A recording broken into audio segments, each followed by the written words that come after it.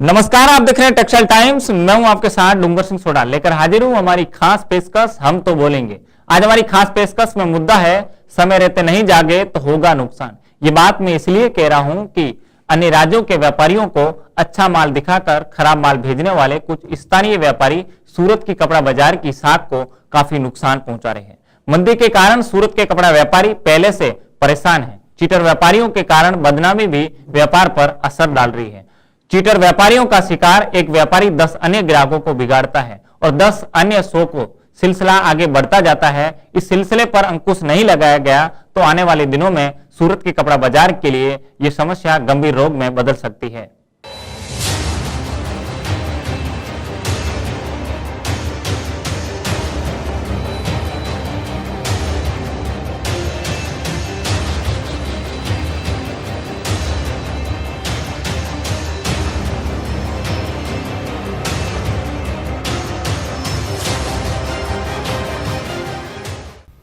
देखिए, जैसे जैसे सोशल मीडिया का यूज़ हो रहा है, लोग ज़्यादा फ़ोन पे आ रहे हैं, तो उस तरीके से सभी लोग अपना व्यापार का प्रमोशन सोशल मीडिया के माध्यम से कर रहे हैं और उससे काफ़ी फ़ायदा हो रहा है। तो जब सोशल मीडिया पे किसी भी चीज़ का प्रमोशन हो रहा है तो कुछ असामाजिक तत्व या कुछ और अनवांटेड लोग भी गलत प्रचार करके शॉर्ट टर्म में पैसा कमाना चाहते हैं। तो ऐसे लोगों की संख्या बहुत ना के बराबर है, कम है। और मैं अपने सभी नीचे व्यापारी भाइयों को और सभी जनता को यही कहना चाहूँगा कि ऐसे लोगों से सावधान रहें। हम थोड़ा सा भी कोई भी चीज़ या ऐड को देखते हैं और थोड़ा सा भी अगर शांत मन से मनन करेंगे तो अपने को मालूम चल ही जाता है कि ये ऐड फेक है। और हमारी संस्था भी इसको लेके काम कर रही है। हमारे व्यापारी लोग भी इस मुहिम को चला रहे हैं, जिससे कि हमारी सूरत मंडी को बदनाम करने की जो कुछ लोगों की मंशा है उनको हम सफल ना होने दें। और इससे कोई विशेष फ़र्क नहीं पड़ेगा, क्योंकि आज का उपभोक्ता और व्यापारी जागरूक है।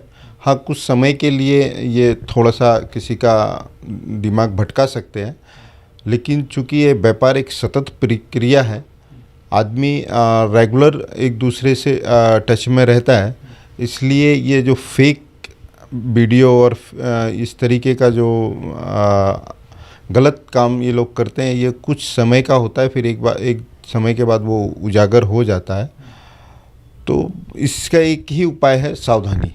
बिल्कुल, सभी संस्थाओं को इस विषय में जागरूकता भी फैलानी चाहिए, जागरूकता भी करनी चाहिए। हमारी संस्था भी इसमें अपने व्यापारियों को जागरूक भी कर रही है और ऐसे जो लोग हैं उनको बेनकाब करने का हम पूरा प्रयास कर रहे हैं। आज जो बाहर मंडी से व्यापारी आते हैं उनको एक मैं निवेदन करना चाहता हूं कि बाहर मंडी से जो व्यापारी आते हैं वो रेलवे से या बस स्टैंड बस पे आते हैं। वहाँ यहाँ के चीटर जो व्यापारी होते हैं उनके एजेंट वहाँ पे खड़े रहते हैं।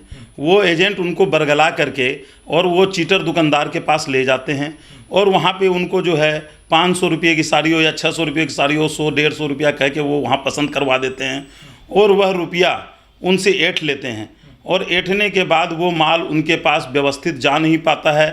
चीटर दुकानदार के खिलाफ एक मुहिम छेड़ें, जिससे कि बाहर के व्यापारी ऐसा अपनी पैसे को रकम को फंसाए नहीं।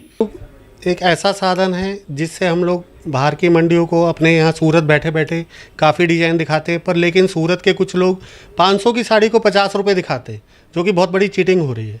बाहर का गांव का व्यापारी उसमें ठगी में हो जाता है।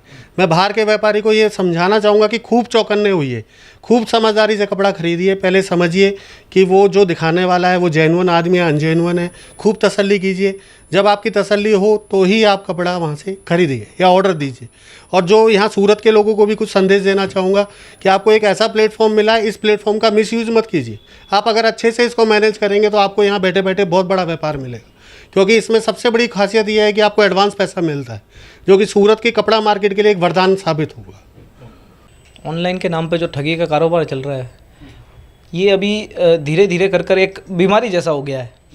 जो छोटे छोटे लोग थोड़े स्केल पे साड़ियाँ या फिर सूट कुर्ती कुछ भी सूरत से मंगाते हैं, उनको फ़ोटो में कुछ और दिखाया जाता है और कुछ और दिया जाता है। तो ये बहुत गलत चीज़ है। 50 रुपये की साड़ी अपन कल्पना भी नहीं कर सकते, वैसा फ़ोटो डालते हैं और उसके बाद गलत गलत कलर, गलत गलत साड़ियाँ, फटी हुई साड़ियाँ, ये सब चीज़ें उनको मिलती है। या फिर किसी किसी को तो माल भी नहीं मिलता।